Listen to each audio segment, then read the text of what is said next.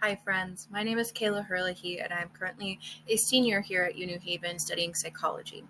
I also work at the Counseling and Psychological Center as a community and wellness advocate. Today, I'm going to be talking about burnout, what it is, how to heal from it, as well as putting up preventative measures to make sure that you're keeping yourself safe. So, in a perfect world, you can see that you have the equal amount of time between work and free time. This is, according to the American Psychological Association, what is like the most beneficial way to divide your time up as a college student. So, as you can see, class, homework, and work kind of take up about half of the circle. And then the other half is your hobbies, food, free time, and sleep.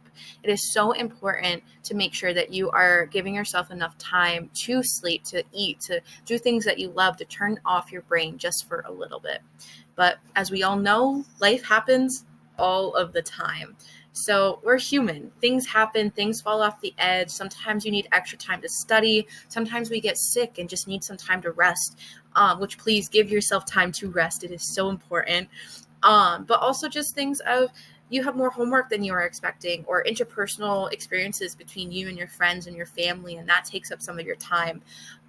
So when things like that happen, your little circle, your pie chart can start looking like this, where it looks about 75% of the circle itself is work, whether that's class, homework, or your career. It takes up so much of your time to make sure that you are catching up or staying up to date, versus the other 25% is your hobbies, your food, free time, and sleep. Free time and sleep are the two biggest categories that people take time out of in order to catch up on work, to do more work, to do more homework, or get to class or something like that, which is so sad because sleep and free time specifically are the two biggest things that make sure that you're not going to get burnt out, especially sleep. Sleep is so important. So what is burnout? Is it a state of mind? Is it an actual diagnosis? Is it just mental, just in your head, quote unquote?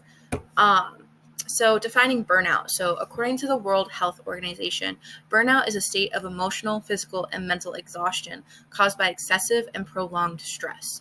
This is super important to highlight because it's not just emotional, it's not just mental. There are physical symptoms that can happen because of the stress that you're putting through your body. And it's so important to highlight because it's important to take care of yourself, and the fact that there's physical things that happen because of your state of mind shows you how there's a connection between your mental health and physical health. So this occurs when you're feeling overwhelmed, emotionally drained, unable to meet the constant demands of your go, go, go life. And as that stress continues, you begin to lose interest and motivation that lead you to take on that role that you loved at one point. This can kind of show up as like irritability, not wanting to go to work, not feeling ready for the day, not feeling happy for the day, and so on. We'll get more into the symptoms a little bit later, but again, the key point to highlight here is that there is such a connection between physical and mental health that it's important to take care of both. So, symptoms of burnout: feeling emotionally exhausted. This can kind of go into irritability a little bit as well as insomnia, which is a physical symptom. Lack of motivation to do things that you once loved. This can also be seen as anxiety as well as depression. Physical symptoms such as headache, muscle tension, digestive compilations, or high blood pressure can be seen. And as your burnout keeps going longer or gets longer, the more physical symptoms you will see. So how do I go about the burnout that I am experiencing possibly today? So first, it's important to recognize your feelings. This can be through journaling, through mindful meditation, or just sitting down and just kind of like thinking about it for a little bit. Like, how am I feeling today? Why am I feeling this way? What can I do to kind of help me move forward? Recognizing is always the first step, always, always.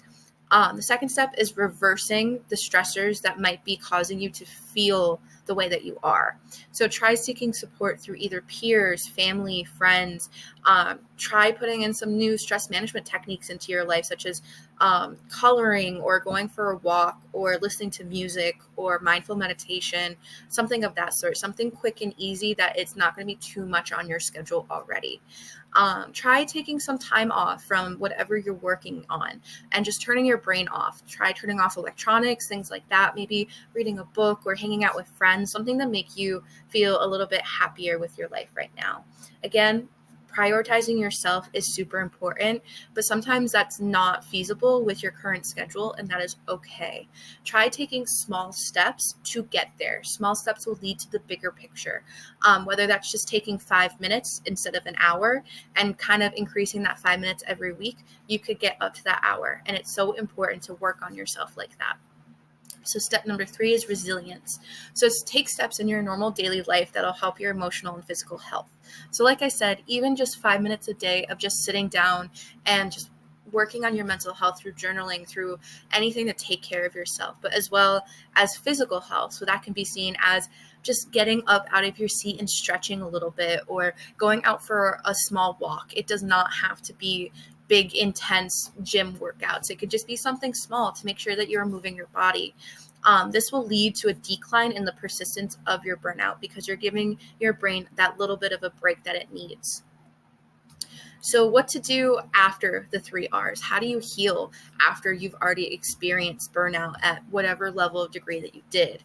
So make sure that you are tracking your stress levels. It's not mandatory at all, but it's super important to track and identify your stressors, because when you know what is stressing you out and you know what is making your life maybe a little bit more difficult, it's easier to set up boundaries to keep yourself safe. Reaching out to others, whether that's professional, family, friends, anything, roommates, and just kind of talking about like, hey, this is what's going on in my life. Are you experiencing this too? Like, what are your tips and tricks that help you out, especially if you are in the same sort of like high stakes, high risk environment that causes people to be burnt out. Sometimes talking about it and making a community where it's safe to talk about it could help reverse those sort of high stakes environment that caused you to be burnt out in the first place. Try to do something a little bit fun to turn your brain off for a little bit. You do not need to be working for all 12 hours or whatever, how many hours you are awake. Make sure that you're taking some time to do something fun and enjoy your life. This really could be anything. We typically recommend tying in self-care with things that you love. So this could be seen as coloring while listening to your favorite music, or doing some sort of like self-care tricks while listening to your favorite podcast. When you pair together things that you love with things that take care of yourself, you're going to start loving to take care of yourself because you're going to have that association with it. So how to be resilient, how to kind of keep yourself safe. So take care of your physical health. This is super important because, as we can see, physical health and mental health have a tie. So eat when you're hungry. Make sure that you are listening to your bodily cues of hunger, tiredness. If you're tired, it is okay to take 5 minutes to stand up, take a little walk, give your brain a little bit of a break. That is perfectly okay. As well as just mindful movement throughout the day. Again, this does not have to be a high intense workout. This can just be stretching or going for a walk, going to grab a cup of water or something like that. Make sure that you're just moving throughout the day, that you're not sitting in front of a screen or a book or textbook or a notebook for hours on end. Make sure that you're taking little breaks to move around. As well as taking care of your mental health is super, super important, as we can all kind of agree upon. Setting boundaries for yourself, while hard, very, very hard, is important to keep yourself safe. Practicing some self-care as well is setting boundaries for yourself, making sure that you are taking time out of your day to make sure you're taking care of yourself. It is okay to say no. That is one of the biggest boundaries that I can teach somebody, is that the world is not going to end if you say no to some sort of requirement or obligation or something that someone is asking of you. Making sure that you can handle what is on your plate and prioritizing yourself first is so important. And if you say no, that is okay. It'll be okay. So building a support network as well is super important. So again, this could be friends, coworkers, family, anyone that you can talk about what is happening in your life, as well as talk about tips and tricks that could help many people. Again, it can be difficult to be resilient. It could be difficult to put in these sort of self-care boundaries and things in your life that can help you. However, there are people here to help you, and there are resources to reach out to. And again, you do not need to go 0 to 180 all in one day. taking small steps of, I'm going to take 5 minutes tomorrow to get up and go for a little walk, or I'm going to take half an hour tomorrow to go eat at a restaurant that I love, that maybe yesterday I don't think that I have enough time to do it, but I'm going to make time to do it, because prioritizing yourself is so important. So I want to thank you again for listening. If you need any sort of help, information, resources, please feel free to reach out to Uni Haven CAPS. They're on Instagram, as well as their email is on the screen at caps@newhaven.edu, as well as their phone number, which is 203-932-7333. That is their number to call their office during business hours, as well as a 24/7 crisis hotline. So, yeah, I hope you have a great day, and please remember to take care of yourself.